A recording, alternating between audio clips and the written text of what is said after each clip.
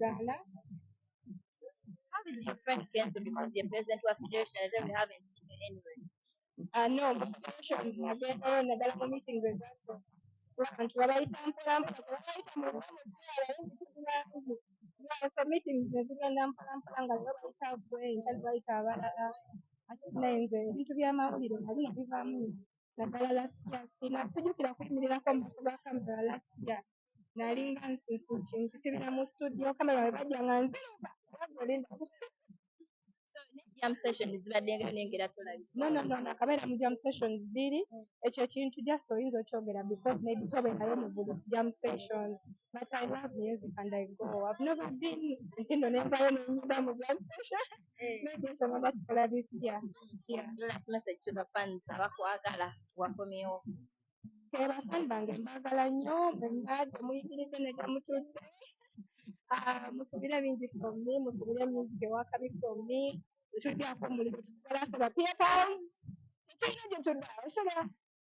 Pia Pounds wali taking a break omwaka oguwedde a little bit nga tojja mawulire. We have an album coming this year and if so we've not buli muntu gwe tubali tulaba nga abadde aludde batandise okuteekawo concerts. You have like a meet and greet this year.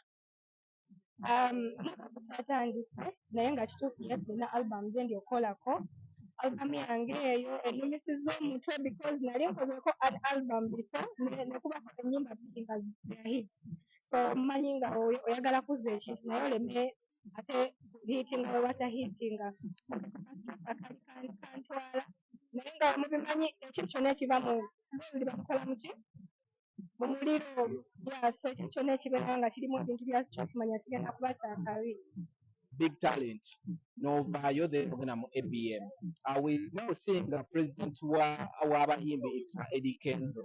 Are you in touch and if in touch zino sente billion 13 ezogeza abantu obwama ozogerako ki? Ekisooka mu byonna ne sente ezafuluma ez'abayimbi mu covid saakwatako wadde olwataano because tezitugasa kale si ye most immediate need ekintu kyetosinga okwetaaga ye copyright kutereeza copyright kuba eyo yewava sente ate ekintu kya copyright kigenda kugasa buli omu kobe w'amawulire kasita oli mu music kasita obeera nga industry yaffe ogirimu kigenda tuyamba then ekyokubiri kyekya ABM label yange ennungi ennyo mwenva era I have some bakiyita founding member ABM so ABM ekintu kiri kula kiri kufuuka kintu kinene basayininga aba writers paka nerero wetwogerera bali kusayininga aba writers naye nga ate ekyokubeera mu ABM tekindetera kuba na buzibu na muntu yenna okitegeera just kutambuza bintu mpola mpola. Okay, zino billion 13 if at all bwe towuliramu kinyegenyege nti toziri part of the billion 13 kuba ye lwaki tojoininga federation? Isooka byonna mu federation UNF mwendi in the federation era buli muyimbi nsuubira ali mu federation ye.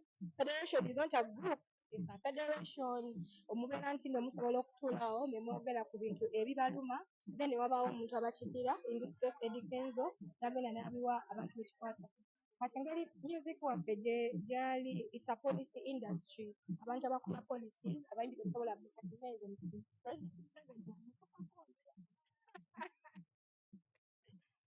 tulina okubeera mu federation twogere ebituluma tubigambe president abikole ki bitwaleyo naye nze kyantwala mu federation si sente honestly kyantwala mu federation kumaliriza kintu kya copyright mu 2006 nga tewali na iphone situsuubira nti waliwo engeri music gyatambulamu ennaku zino yes so ebya sente bya biliyoni 13 abayimbi tuli bangi abamu tuyinza n'obutafuna naye ate ekya copyright fenna kitukwatako era fenna tuba tukikola ki tukifunamu so that's the most important thing oyinza nosanga nga biliyoni ezo ze boogerako teziriiyo